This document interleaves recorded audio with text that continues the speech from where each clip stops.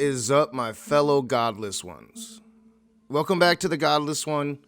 I'm Ronnie. I am the Godless One. And today I had a thought, and I've been thinking about this for a couple days, and I wanted to talk about it and see what any of you, the people that might be listening at this early point of the channel, what any of you think about what I've been thinking about. Now, oftentimes, the conversation about abortion, which I think should be a political abortion, is in actuality a struggle against religion. And especially like here in this country, in the United States of America, it's really more than a political discussion. It's a discussion about Christianity in America versus secular America. You know, and the conversation has become so polarized by that I often automatically just assume if you take a pro-life stance that you are indeed a Christian. Now, I don't think that that's always true. I do think that the pro-life movement is heavily numbered by evangelical Christians. They're not always evangelical Christians. I can think of one in particular that I just found out, Kay Fellows. She's in the debatosphere, and she often argues for the pro-life choice in abortion debates. And I just automatically assumed, since I started seeing her debate, that she was indeed an evangelical Christian. But in a recent modern day debate, she claimed to be a pagan, and she said that for quite a while she's been an atheist. And I would have never guessed that. I would have never guessed that, just because I had lumped her pro-life stance with an assumption that that must make her a Christian. But outside of those rare instances, I think most pro-lifers are indeed evangelical Christians. And I think we've all seen what Christians have to say about abortion and how they link abortion to God. Here's just a little example. This is Psalm 139, verse 13 through 15. For you formed my inward parts, you knitted me together in my mother's womb. I praise you, for I am fearfully and wonderfully made.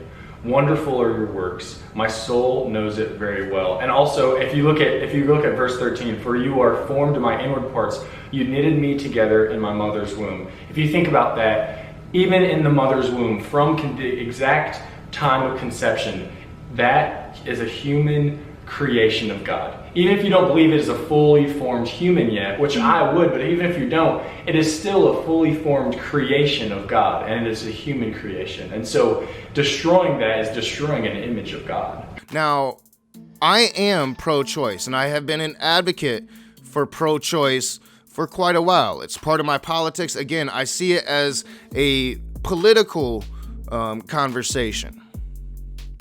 But I do admit that I struggle with abortion when it comes to the morality of it. And I struggle with that.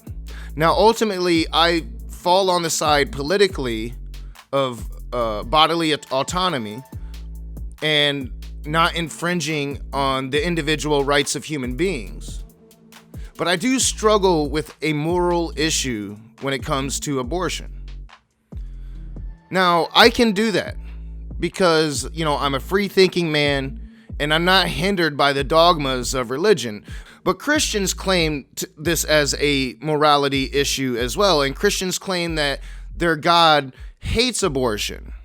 And today I want to talk about that because, you know, my position arguing with Christians about abortion has been that I read nothing in the Bible that would tell me that God is against abortion. In fact, we see several instances where God himself kills, you know, innocent pregnant women, orders the death of innocent pregnant women.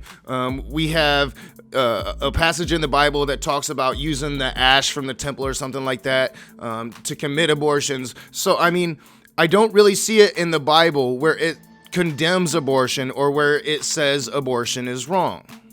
And the thought that I've been having the last few days regards this issue because, you know, and right now I'm talking to Christians that take the Bible literally, Christians that believe in a global flood. Because if you believed in a global flood and you believe that God used that global flood to punish the world back in the Old Testament, well then, how do you come to the conclusion that God isn't doing the same thing with abortion?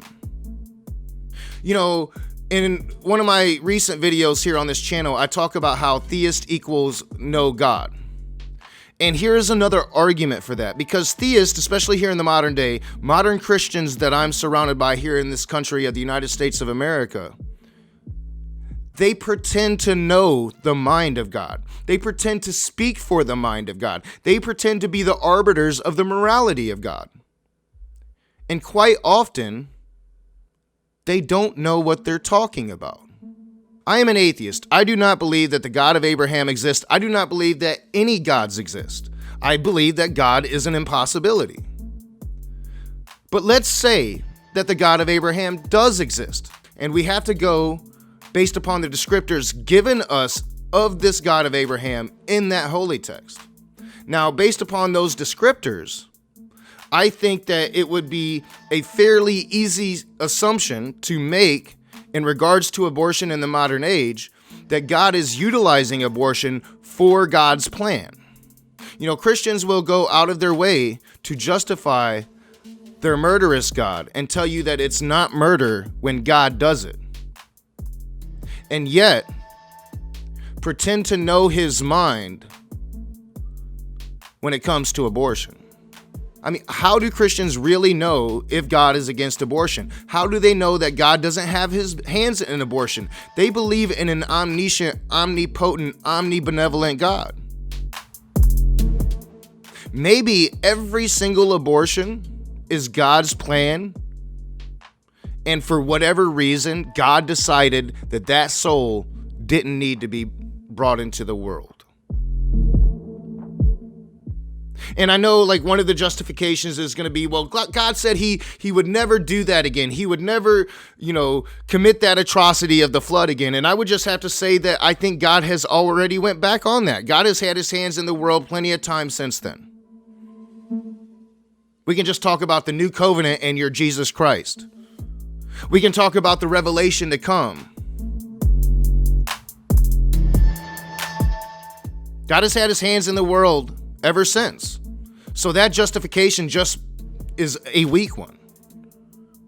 And I have to ask, because as I struggle with a moral issue when it comes to abortion, and I'm still able to keep myself on the side of individual freedom and bodily autonomy, Christians pretend to struggle with a moral issue of abortion when they can't even truly know if their God isn't doing it himself. I want to thank you guys for watching, for being a part of this new channel. I want to thank all of my patrons. You guys are the shit. I'm going to be making a new patron slide because I have new patrons and I want to be accurate with it. Patreon is always changing, so it's been somewhat difficult for me to keep up and keep it current, but I will be doing that. And I want to thank the patrons, and I want to thank all of you new subscribers to this new channel, and I'll see you soon.